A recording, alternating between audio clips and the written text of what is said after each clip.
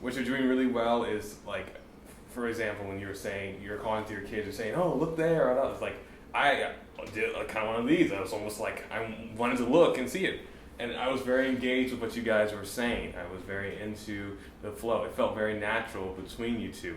I think it's partly because you're not being too aggressive, or even though the words you're saying are very petty, you're not being too aggressive towards the other. It's still coming into place with friendliness, which I feel is usually how these conversations go. So I would say to that note you're doing it already well, I would say even lock onto that note a bit more.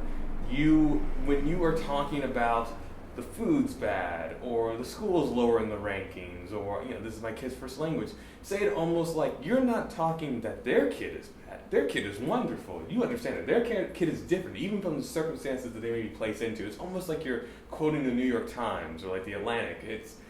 It's not attached to them, even though it is.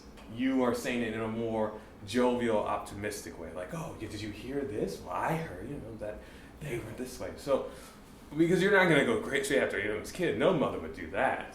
No. But you're going to go off of maybe the environment that they're in. Something that they necessarily can't really control, but still will make you feel better about it anyway.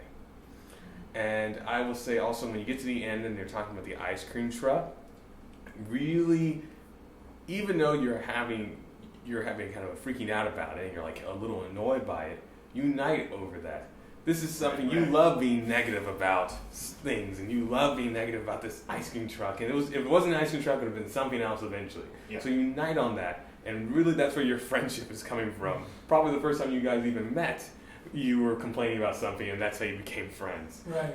So I would say play up that note, hold those strong notes there, but I think if you do that, all the little stuff where it's like maybe a little places where it's drudging a little bit will just speed up and become more natural. Not that it's pretty good already for a first cold read, but I would say play on those notes a little bit more. That sounds good.